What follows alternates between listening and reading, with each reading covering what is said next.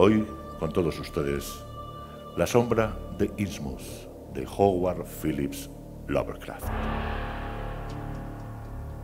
Innsmouth, sí, es un pueblo bastante raro. Esta es la desembocadura de Marksett.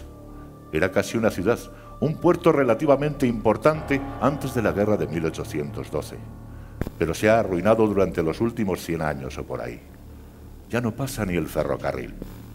Hace años que se dejó abandonada la línea que lo unía con Rowley. Debe haber más casas vacías que habitantes y no hay comercio ni industria, excepto la pesca y las nasas. La gente prefiere venir aquí o a Arkham o a Eastwick para hacer sus negocios. Años atrás había algunas fábricas, pero ahora no queda más que una refinería de oro que además se pasa largas temporadas sin funcionar. Sin embargo, esa refinería fue un buen negocio en sus tiempos, y el viejo Marsh, el dueño, debe ser más rico que Creso.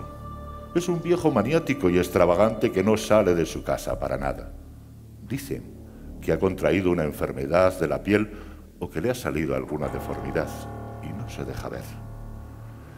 Es nieto del capitán Obed Marsh, que fue el fundador del negocio. Parece que su madre era extranjera. Dicen que procedía de los mares del sur. Así que se armó la gorda cuando se casó con una muchacha de Eastwick, hace 50 años. A la gente de por aquí no le gustan los de Eastwick, y si alguno lleva sangre de Innsmouth, procura siempre ocultarlo. Pero a mi modo de ver, los hijos y los nietos de Marsh tienen un aspecto normal. Me lo señalaron una vez que pasaron por aquí, y ahora que lo pienso, parece que los hijos mayores no vienen últimamente. Al viejo no le he llegado a ver nunca. ¿Que por qué las cosas andan tan mal en Innsmouth? Bueno, muchacho, no debe preocuparse usted de lo que se oye por ahí. Les cuesta empezar, pero en cuanto dicen dos palabras seguidas, ya no paran. Se han pasado los últimos 100 años chismorreando sobre lo que pasa en Innsmouth, y me figuro que están más asustados que otra cosa. Algunas historias que se cuentan son de risa. Por ejemplo, dicen que el viejo capitán Marsh negociaba con el diablo y sacaba trasgos del infierno para traérselos a vivir a Innsmouth. Y también que celebraban una especie de culto satánico y sacrificios espantosos cerca de los muelles, y que lo descubrieron allá por el año 1845 más o menos. Pero yo soy de Phantom, Vermont, y no me trago esas historias. Tenía usted que oír lo que cuentan los viejos del arrecife de la costa. El arrecife del diablo lo llaman. En muchas ocasiones sobresale por encima de las olas y cuando no, aparece a flor de agua, pero ni siquiera se puede decir que sea una isla. Según cuentan, se ve a veces una legión entera de demonios en ese arrecife, desparramados por ahí o saliendo y entrando de unas cuevas que hay en la parte alta de la roca. Es una peña abrupta y desigual, a bastante más de 1 milla de la costa. Últimamente los marineros solían desviarse bastante para evitarla. Los marineros que no procedían de Innsmouth, se entiende. Una de las cosas que tenía contra el capitán Marsh era que, al parecer, atracaba allí algunas veces por la noche, cuando la marca lo permitía. Puede que atracara, porque la roca es interesante y hasta es posible que fuese en busca de algún tesoro pirata. Pero lo que decían es que negociaba con los demonios de allí. Para mí, la pura realidad es que fue el capitán quien verdaderamente le dio fama de siniestro al arrecife. Eso fue antes de la epidemia de 1846, en que murió más de la mitad de la población de Innsmouth. No se llegó a explicar completamente qué fue lo que pasó, pero seguro que se trataba de alguna enfermedad exótica traída de China o de alguna parte por mar. Debió de ser terrible. Hubo desórdenes y pasaron cosas horribles que no creo que hayan llegado a trascender fuera del pueblo. El caso es que con eso se arruinó para siempre. No volvió a repetirse la hecatombe, pero ahora apenas vivirán allí 300 o 400 personas. Pero lo único que hay en el fondo de la actitud de la gente es un simple prejuicio racial, y no lo censuro. Siento aversión por la gente de Innsmouth, y no me gustaría ir a ese pueblo por nada del mundo. Me figuro que usted tendrá idea, aunque ya veo por su acento que no es occidental. de la cantidad de barcos nuestros de Nueva Inglaterra que acostumbran a tocar los puertos extraños de África, de Asia, de los mares del sur, y la de gente rara que a veces se traen para acá. Habrá oído hablar seguramente del hombre de Salem que regresó después casado con una china, y puede que sepa también que todavía queda un puñado de isleños procedentes de Fiji por aquí, por Cape Cod. Bueno, algo de eso debe haber detrás de la gente de Innsmouth. El lugar siempre estuvo separado del resto de la comarca por marismas y riachuelos, y no podemos estar seguros de lo que pasaba en realidad, pero está bastante claro que el viejo capitán Mars debió traerse a casa a unos tipos extraños, cuando tenía sus 3 barcos en actividad allá por los años 20 o 30. Ciertamente, la gente de Innsmouth posee unos rasgos extraños. Hoy en día, no sé cómo explicarlo, pero es una cosa que te pone la carne de gallina. Lo notará usted un poco en Sargent si coge el autobús. Algunos tienen la cabeza estrecha y rara, con la nariz chata y aplastada, y tienen también unos ojos fijos que parece que nunca parpadean, y una piel que no es como la piel normal. Es áspera y costrosa, y la de los lados del cuello la tienen arrugada o como replegada. Se quedan calvos muy jóvenes también. Los más viejos son los que peor aspecto tienen. Bueno, en realidad, creo que no he visto nunca un tipo de esos verdaderamente viejo. Me figuro que se morirán de mirarse en el espejo. Los animales les tienen aversión. Solían tener muchos problemas con los caballos antes de aparecer el automóvil. Nadie de por aquí, ni de Arkham, ni de Ipswich, quiere tratos con ellos. Por lo demás se comportan con sequedad cuando vienen al pueblo o cuando alguien intenta pescar en sus caladeros. Lo raro es el tamaño del pescado que sacan siempre en las aguas del puerto, si no hay nada más por allí. Pero intente pescar usted en ese sitio y verá que tardan un poco en echarlo. Antes solían venir en 3. Después, cuando la compañía abandonó el ramal, se daban una caminata para tomarlo en Rowley. Ahora viajan en autobús. Sí, hay un hotel en Innsmouth, se llama Gilman House, pero me parece que no es gran cosa. Yo le aconsejaría que no se quedara. Es mejor que pase la noche aquí y mañana por la mañana coge el autobús de las 10. Luego puede salir de aquí a las 8 de la tarde, en el que va a Arkham. Hubo un inspector de Hacienda que paró en Gilman, hará unos 2 años, y sacó de allí un sinfín de impresiones desagradables. Parece que tienen una multitud de gentes extrañas en ese hotel, porque el buen hombre no paró de oír en las otras habitaciones unas voces que le producían escalofríos. Decía que hablaban en un idioma extranjero, pero lo peor era una voz extraña que hablaba de cuando en cuando. Le sonaba tan poco humana, como un chapoteo, decía él, que no se atrevió ni a desnudarse para meterse en la cama. Total, que pasó la noche en vela y apagó la luz en las primeras luces de la madrugada. Las conversaciones duraron casi toda la noche. Lo que más chocó al hombre ese, Casey se llamaba, era la forma con que le miraba la gente de Innsmouth. Parecían talmente como policías vigilándole. La refinería Mars le pareció bastante rara. Se trata de una vieja fábrica situada a orillas del Manoxet, en su desembocadura. Lo que contó estaba de acuerdo con lo que yo sabía ya. Libros mal llevados, ninguna cuenta clara, y el negocio no se veía por ninguna parte. Además, ha habido siempre cierto misterio sobre la forma como los Mars obtienen el oro que refinan. Nunca se ha visto que hicieran muchas compras de oro, pero hasta hace unos años enviaban por barco cantidades enormes de lingotes. Se solía hablar de joyas extrañas que los marineros y los trabajadores de la refinería vendían en secreto, o que llevaban a veces las mujeres de la familia Mars. Se decía que el capitán Oved conseguía el personal de su empresa en los puertos tropicales. Parece que sus barcos zarpaban llenos de abalorios y baratijas como si fueran a establecer tratos con los nativos. Otros pensaban, y lo piensan todavía, que había encontrado un antiguo escondrijo de piratas en el arrecife del diablo. Pero lo extraño es que el viejo capitán murió hace 60 años y desde la guerra civil no ha salido de Innsmouth ni un solo barco de gran calado.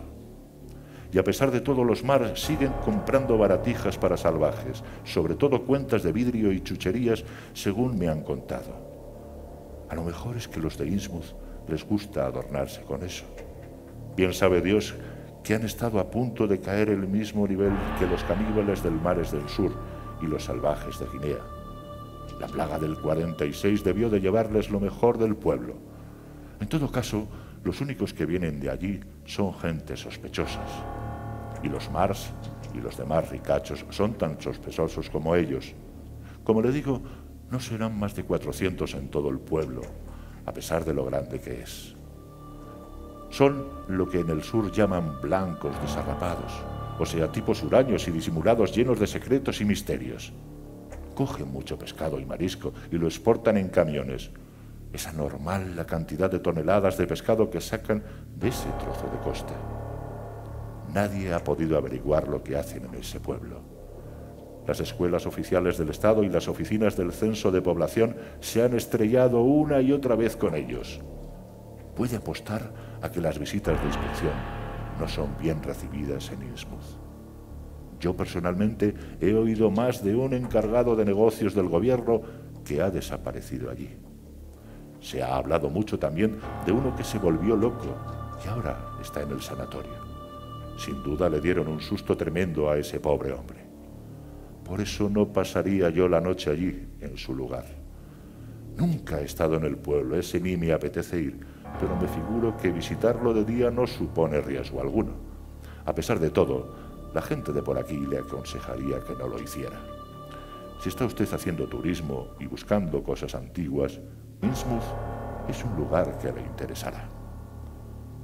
El abandono y la ruina se hacían más evidentes en el barrio marinero. Sin embargo, en su mismo centro se alzaba la blanca torre de un edificio de ladrillo muy bien conservado que parecía como una pequeña fábrica. El puerto, invadido por los bancos de arena, estaba protegido por un antiguo espigón de piedra, sobre el que se distinguían las menudas figuras de algunos pescadores sentados. En la punta del espigón se veían los cimientos circulares de un faro derruido.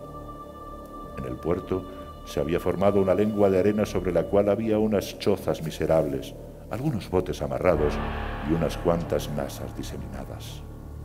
El único sitio en que parecía haber profundidad era donde el río, una vez pasado el edificio de la Torre Blanca, daba la vuelta hacia el sur y vertía sus aguas en el océano, al otro lado del espigón. Los muelles de embarque estaban podridos de un extremo a otro.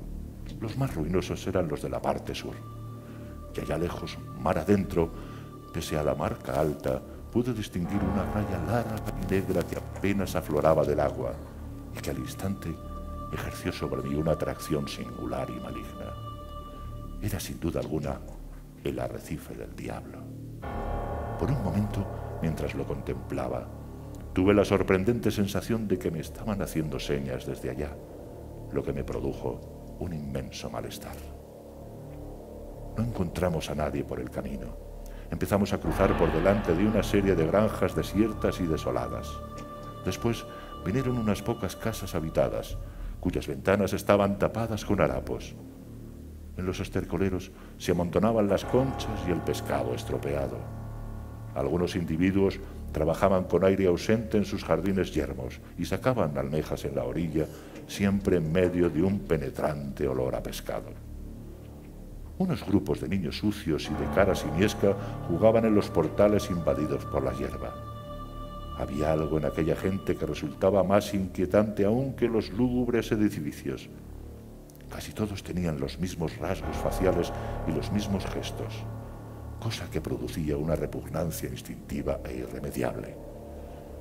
Por un instante me pareció que aquellos rasgos me recordaban algún cuadro visto anteriormente en circunstancias excepcionalmente horribles. Ese recuerdo fue muy fugaz. En cuanto a la gente, él apenas sabía nada. Eran huidizos, se les veía raramente y vivían como los animales en sus madrigueras, de modo que resultaba muy difícil imaginarse a qué se dedicaban, aparte de la eterna pesca. a juzgar por las cantidades de licor clandestino que consumían, se debían de pasar la mayor parte del día en estado de embriaguez. Parecían unidos por una especie de misteriosa camaradería y sentían un gran desprecio por el resto del mundo, como si fueran ellos los elegidos para otra vida mejor. Su aspecto, en particular, aquellos ojos fijos e imperturbables que no pestañeaban jamás, era lo que más les repelía de ellos. Después sus voces roncas, de acento inhumano. Era lo más desagradable del mundo oírles cantar por la noche en la iglesia, en especial durante sus grandes festividades, que ellos denominaban renacimientos, celebrados 2 veces al año, el 30 de abril y el 31 de octubre. Eran muy aficionados al agua y siempre estaban nadando en el río y en el puerto. Las competiciones hasta el lejano arrecife del Diablo eran muy frecuentes y viéndoles daba la sensación de que todos estaban en condiciones de participar en esa dura prueba deportiva. Pensándolo bien, uno se daba cuenta de que las únicas personas que aparecían en público eran jóvenes. Incluso entre estos, a los mayores se les notaba ya ciertos signos de degeneración. Era muy raro encontrar adultos sin rastro de desviación biológica alguna, como el viejo empleado del hotel, y uno se preguntaba qué ocurría con los viejos. ¿No sería tal vez la pinta de Innsmouth un extraño fenómeno patológico que les iba minando el organismo a medida que transcurrían los años? Naturalmente, solo una grave enfermedad podía acarrear tales y tan grandes modificaciones anatómicas en las personas que alcanzaban la madurez. Modificaciones tan profundas que incluso llegaban a afectar a la forma del cráneo. En ese caso, la cosa ya no sería tan desconcertante, puesto que se trataría de una enfermedad.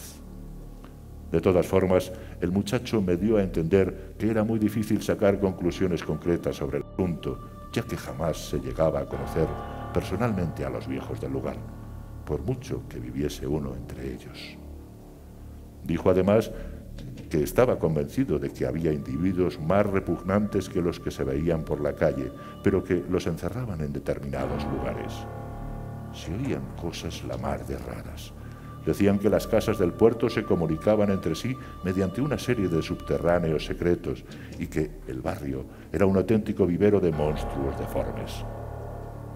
Era imposible saber qué clase de sangre les corría por las venas, si es que les corría alguna. Cuando llegaba al pueblo algún enviado del gobierno o alguna personalidad, solían ocultar a los tipos más señaladamente repulsivos. Añadió que era inútil preguntarles nada sobre el lugar. El último capaz de hablar era un viejo que vivía en el asilo de la salida del pueblo y que solía pasear por las calles próximas al parque de bomberos. Este venerable personaje, Zadok Allen, tenía 96 años y estaba algo tocado de la cabeza, además de ser el borrachín del pueblo. Era un individuo huidizo y extraño que siempre miraba de soslayo como si temiese algo. Estando sereno, no se le podía sacar una palabra del cuerpo. Sin embargo, era incapaz de rechazar cualquier invitación y una vez bebido, contaba las historias más asombrosas del mundo. De todos modos, pocos datos útiles podría sacar de él, ya que no decía más que disparates, cosas prodigiosas y horrores imposibles propios de una mente desequilibrada. Nadie le creía, pero a los de Innsmouth no les gustaba verle beber y charlar con extraños. No era prudente que le vieran a uno haciéndole preguntas.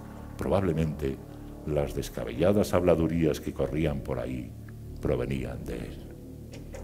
Es cierto que algunos habitantes de Innsmouth que procedían de otras localidades afirmaban haber visto escenas horribles, pero las aterradoras historias del viejo Zadok, unidas a la deformidad de los habitantes, eran suficientes para provocar todo tipo de supersticiones y fantasías.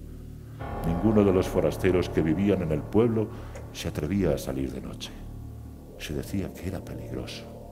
Además, las calles estaban siempre oscuras. Por lo que se refiere al comercio, la abundancia de pescado era casi increíble. De todos modos, en Innsmouth se obtenía menos beneficio cada día. Los precios bajaban continuamente y la competencia aumentaba. Como es natural, el verdadero negocio del pueblo era la refinería, cuyas oficinas estaban en la plaza, unos portales más allá. El viejo Mars nunca se dejaba ver. A veces se veía pasar su automóvil con las cortinillas echadas. Corría toda suerte de rumores acerca de la transformación que había sufrido el viejo Mars. En sus tiempos había sido siempre muy atildado y se decía que vestía aún con una elegante levita de tiempos del rey Eduardo, aunque se la han tenido que adaptar a ciertas deformidades. Al principio dirigían sus hijos la oficina de la plaza, pero últimamente se habían retirado de la vida pública, dejando el peso del negocio a la generación más joven. Tanto ellos como sus hermanos habían sufrido un cambio muy extraño, especialmente los mayores, y se decía que estaban muy mal de salud. Por lo visto, una de las hijas de Mars era verdaderamente horrible. Según se decía, parecía un reptil. Iba siempre ataviada con una gran cantidad de joyas fantásticas, hasta llevaba una tiara del mismo estilo que la del museo, por lo que me dijo el muchacho. Él mismo se la ha visto en la cabeza más de una vez. Sin duda provenía de algún tesoro escondido de los piratas o los demonios. Los curas o los pastores, o como se llamase a esos extraños sacerdotes, usaban también tiaras de ese tipo, pero rara vez se les veía. Me confesó que él no había visto más que una, la de la muchacha, aunque corría el rumor de que existían varias en la ciudad. Además de los Mars, había otras 3 familias de elevada posición: los White, los Gilman y los Elliot. Todos eran gente retraída. Vivían en casas inmensas a lo largo de Washington Street. Se decía que con ellos vivían secuestrados ciertos familiares que sufrían también horribles deformaciones y cuyo fallecimiento había sido certificado oficialmente. Como en muchas calles había desaparecido los rótulos, el muchacho me dibujó un plano rudimentario, pero bien detallado del pueblo para que pudiera orientarme. Después de examinarlo un momento, consideré que me iba a servir de gran ayuda. Le di las gracias y me lo guardé en el bolsillo. No me gustaba la idea de ir a comer al restaurante que había visto, así que le compré un poco de queso y galletas para tomar un bocado más adelante. El programa que me había trazado consistía en deambular por las calles principales, hablar con alguien que no fuese de allí si tenía ocasión de ello y coger el autobús de las 8 para Arkham. A primera vista se notaba que el pueblo era un caso extremado de decadencia colectiva. En fin, yo no soy sociólogo, de manera que limité mis observaciones a la arquitectura. Llevábamos ya casi 2 horas y yo empezaba a temerme que el cuarto de whisky no iba a ser suficiente. Me pregunté si no sería mejor ir un momento a comprar más, pero justo cuando me disponía a levantarme, la casualidad hizo lo que mis preguntas no habían logrado hasta el momento, y las divagaciones del anciano tomaron un derrotero que al instante despertó mi interés. Yo estaba de espaldas a esa mar cargada de olor a pescado, pero el viejo estaba de cara y su mirada errante tropezó con la línea baja y distante del arrecife del diablo, que en aquella hora aparecía con claridad y casi fascinante por encima de las olas. La visión pareció disgustarle, porque masquilló una serie de confusas imprecaciones que terminaron en un susurro confidencial y una mirada de soslayo. Se inclinó hacia mí, me cogió de la solapa y empezó a hablar en voz muy baja. Ahí empezó todo, en ese maldito lugar. De ahí viene todo lo malo, de las aguas profundas. Para mí, que es la boca del infierno. No hay sonda, por larga que sea, que llegue hasta el fondo. El capitán Obed fue quien tuvo la culpa. Quiso llegar demasiado lejos y se metió en tratos con ciertas gentes de los mares del sur. Todo andaba mal en aquellos tiempos. El comercio era un fracaso. Las fábricas se arruinaban y los corsarios mataron a nuestros mejores hombres en la guerra de 1812. Otros naufragaron, como los del bergantín Elisai, el lanchón Ranger, que eran de Gilman los 2. Obed Mars tenía una flota de 3 barcos, el bergantín Columbine, el Hetty y la corbeta Sumatra Queen. Fue el único que siguió con el tráfico de las Indias Orientales y el Pacífico, aparte de la goleta Mallory Brights de Esdras Martin, que hizo una salida el año 28. Nunca ha habido otro como el capitán Obed, hijo de Satanás. Todavía me parece que lo veo agitando y llamando idiotas a todos porque iban a la iglesia y aguantaban sus miserias sin protestar. Decía que había dioses mejores, que las divinidades de las Indias proporcionaban pescado a cambio de los sacrificios y que esos sí que escuchaban las plegarias de la gente. Matt Elliot, su mejor amigo, también hablaba bastante. Solo le incitaba a las gentes a hacer herejías de paganos. Según decía, había una isla al este de Otaheite con una gran cantidad de ruinas de piedra, más viejas que lo más antiguo que nadie conoce. Decía que era como la Pohnpei de las Carolinas, solo que con unos rostros esculpidos como los de la isla de Pascua. Allí cerca había también un islote volcánico donde existían unas ruinas completamente estropeadas, como si hubiera estado mucho tiempo bajo el agua, y representaban unos monstruos espantosos.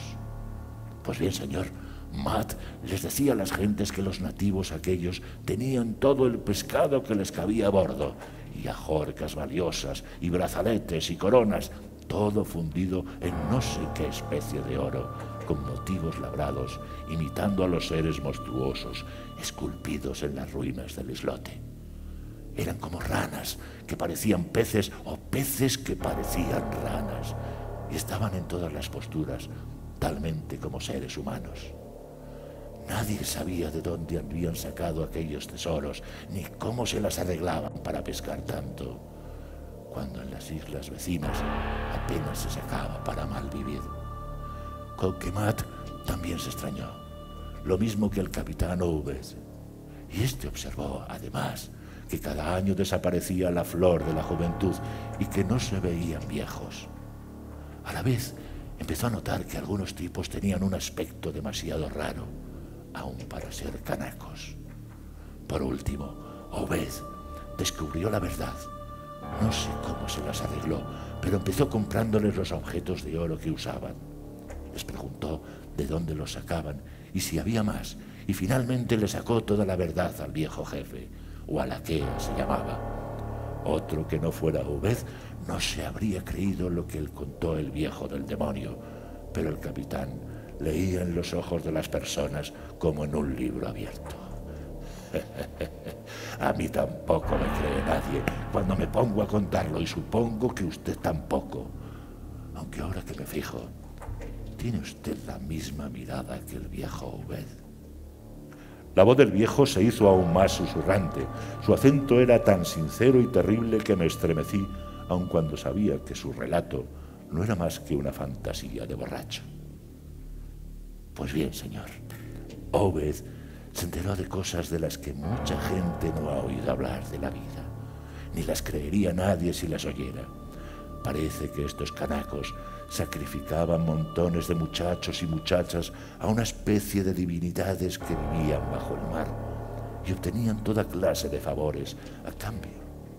Se reunían con aquellos seres en el islote entre las extrañas ruinas, y parece que las imágenes monstruosas de peces estaban copiadas de aquellos seres. Seguramente eran esas bestias que salen en todos los cuentos de sirenas y cosas por el estilo. Tenían muchas ciudades en el fondo y la propia isla había salido de las profundidades. Parece que cuando el islote salió a la superficie, todavía quedaba alguno de esos seres vivos entre las ruinas, y los canacos se dieron cuenta de que debía haber muchos más en el fondo del océano. Con que en cuanto se atrevieron, empezaron a hablar con ellos por señas y llegaron finalmente a un acuerdo. A esos seres les gustaban los sacrificios humanos. Hacía mucho habían subido también a la superficie y habían hecho sacrificios, pero finalmente habían perdido contacto con el mundo de arriba. Sabe Dios lo que harían con las víctimas.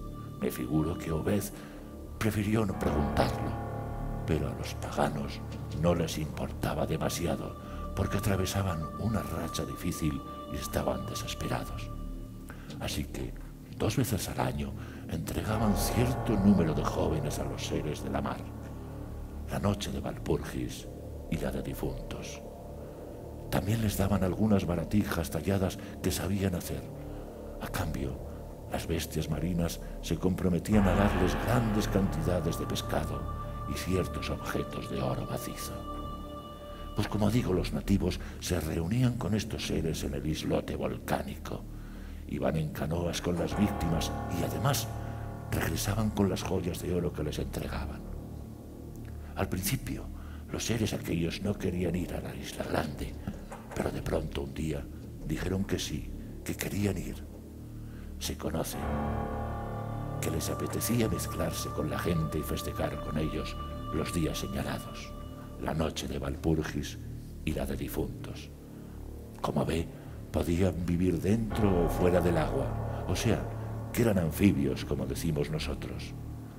Los canacos les advirtieron que los habitantes de las demás islas los matarían si se enteraban de que estaban allí, pero ellos dijeron que no se preocuparan, que tenían poderes suficientes para destruir a toda la raza humana, menos a los que tenían no sé qué señales o signos de los que ellos llaman primordiales. Pero como no querían líos, se ocultaban cuando alguien visitaba la isla. Cuando les llegó la época de celo, aquellos seres con pinta de sapo, los canacos pusieron reparos, pero entonces se enteraron de algo que les hizo cambiar de opinión. A lo que parece, los seres humanos tenemos como cierto parentesco con estas bestias marinas, porque todas las formas de vida han salido del agua y solo necesitan un pequeño cambio para volver a ella otra vez. Las criaturas aquellas dijeron a los canacos que si se mezclaban sus sangres nacerían hijos de apariencia humana al principio, pero que después se irían pareciendo a ellos cada vez más, hasta que finalmente regresarían al agua para reunirse con los enjambres de seres que bullen en los abismos del agua. Y aquí viene lo importante, joven, que cuando alguien se volviera peces sapos como ellos y regresaran al agua, no morirían ya jamás. Esas bestias no mueren nunca, excepto si se les mata de forma violenta. Pues bien, señor, para cuando Obed conoció a los isleños, ya les corría por las venas mucha sangre de pez que les venía de las bestias. Cuando envejecían y empezaban a notárseles, no tenían más remedio que esconderse hasta que les venían ganas de irse a la mar. Algunos tenían más sangre de bestia que otros, y también se daba el caso del que no llegaba a cambiar lo suficiente para vivir en el fondo. Pero en fin, casi todos se convertían en monstruos, como ya se les ha advertido. Los que se parecían más a ellos de nacimiento se iban antes. Los que nacían más humanos vivían en la isla. A veces, hasta pasados los 70 años, aunque bajaban a menudo al fondo de la mar para ensayar a ver. Y los que se habían ido ya volvían como de visita, de manera que a veces un hombre podía charlar con el tatarabuelo de su tatarabuelo que había regresado a las aguas 200 años antes o así. Ya nadie pensaba en morir, salvo en lucha con los de otras islas, o si los sacrificaban a los dioses marinos, o si les mordía una serpiente, o también si cogían una enfermedad antes de regresar a las aguas. Sencillamente, se pasaban la vida esperando que les viniese el cambio, que ya habían acostumbrado a él y no les parecía tan horrible. Pensaban que la transformación valía la pena, y me figuro que Obed pensaría lo mismo cuando meditó lo que le había contado el viejo Wallachea. Sin embargo, Wallachea era uno de los pocos que no tenía mezcla de sangre en las venas. Era de la familia real y solo se casaba con los de las familias reales de otras islas. Wallachea le enseñó a Obed una gran cantidad de ritos y conjuros relacionados con aquellas bestias marinas, y le mostró a algunos hombres que ya estaban muy a medio de convertir, pero jamás le permitió ver a ninguno completamente transformado. Por último, le dio un chisme bastante raro de plomo o algo parecido, y le dijo que atraía los famosos peces rana en cualquier lugar del agua, siempre que hubiese un nido de ellos abajo. Lo único que tenía que hacer era echar aquel chisme al agua y recitar correctamente las plegarias y demás. Walaquea le dijo que los peces ranas estaban diseminados por todo el mundo, de manera que podía encontrar un nido y llamarles con toda facilidad. A Matt no le gustaba nada el asunto y le pidió a Obed que se mantuviese alejado de la isla, pero el capitán estaba ansioso por ganar dinero, y tan baratos encontró aquellos objetos de oro que acabaron siendo su especialidad. Las cosas continuaron de esta manera durante unos años, hasta que Obed sacó el oro suficiente para poner en marcha la refinería en el edificio de una vieja fábrica de Wade.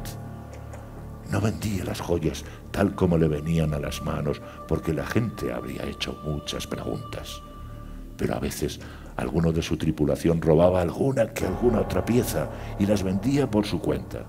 Otras veces Obed permitía que las mujeres de su familia se adornaran con ellas, como hacen todas las mujeres del mundo. Pues bien, hacia el año 38 tenía yo entonces 7 años. Obed se encontró con los isleños. Estos habían desaparecido. Parece ser que los de las otras islas habían oído contar lo que pasaba y decidieron contar por lo sano. Para mí que debían tener algunos de esos viejos símbolos mágicos que, como decían los monstruos marinos, eran lo único que les asustaba. Ya se sabe que los canacos son unos linces, y no le quiero decir si van a aparecer de pronto una isla con ruinas más antiguas que el diluvio, lo que tardan en ir a ver de qué se trata. El caso es que no dejaron títere con cabeza, ni en la isla grande ni en el islote volcánico, salvo las ruinas, que eran demasiado grandes para derribarlas. En determinados lugares dejaron unas pequeñas piedras como talismanes que llevaban grabado encima un signo de esos que llaman ahora esvástica. Debían de ser símbolos de los primordiales. En resumen, lo destruyeron todo. No dejaron ni rastro de aquellos objetos de oro, y que ningún canaco de los alrededores quería decir después ni una sola palabra del asunto. Incluso juraban que nunca había vivido nadie en aquella isla. Naturalmente, a Obed le sentó muy mal, porque para él suponía el fin de su negocio. Todo Innsmouth sufrió las consecuencias también, porque en aquellos tiempos lo beneficiaba al armador, beneficiaba al mismo tiempo a la población.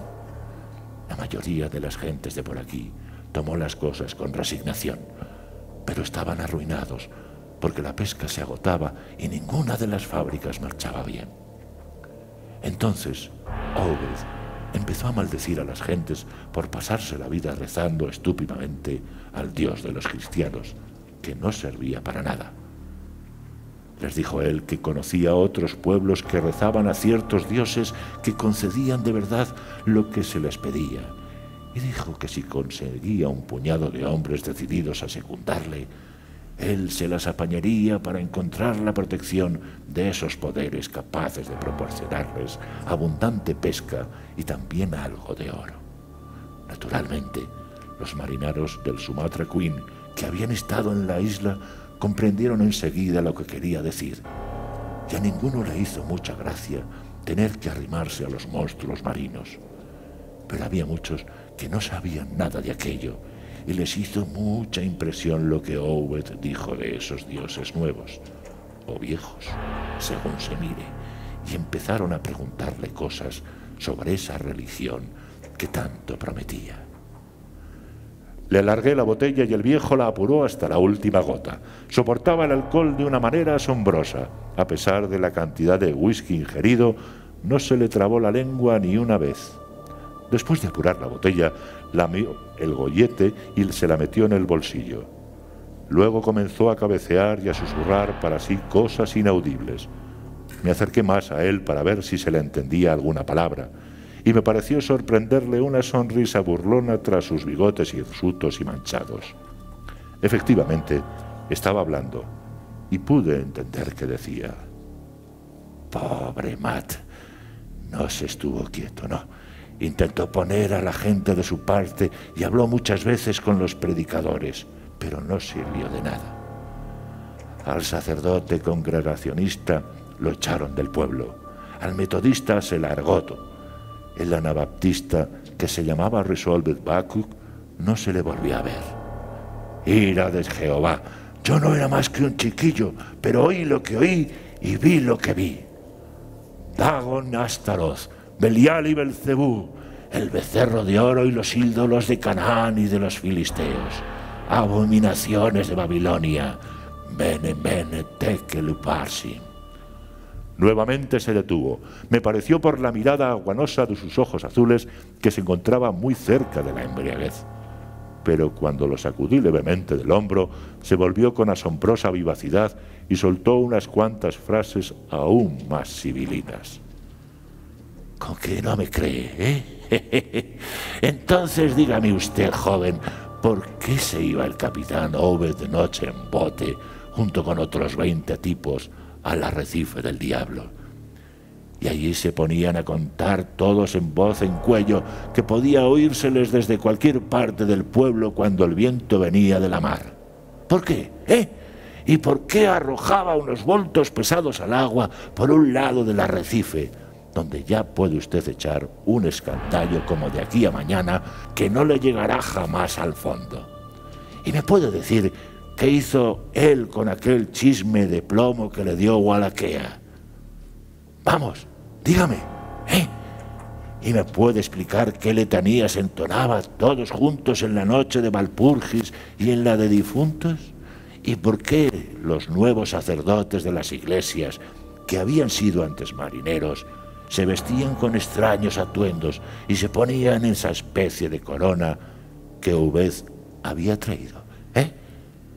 Los acuanosos ojos azules de Zadok Allen tenían ahora un brillo maníaco, casi demencial, y erizados los sucios pelos de su barba descuidada. Debió percatarse de mi involuntario gesto de aprensión, porque se echó a reír con perversidad. Empieza a verlo claro, Seguramente le habría gustado estar en mi pellejo en aquel entonces y ver por la noche desde lo alto de mi casa las cosas que pasaban en la mar. Bueno, yo era pequeño, pero también son pequeños los conejos y tienen grandes las orejas. Y lo que es yo, no me perdía ni palabra de lo que contaba el capitán Obed y de los que salían con él al arrecife. Y la noche que subí al terrado con el catalejo de mi padre y vi el arrecife lleno de formas que se echaban al agua en el momento de salir la luna, Obed y los demás estaban en el bote, en la parte de acá, pero aquellas formas se zambulleron por el otro lado, donde el agua es más profunda, y no volvieron a aparecer. ¿Le habría gustado ser chiquillo y estar solo ahí arriba, viendo aquellas formas que no eran humanas?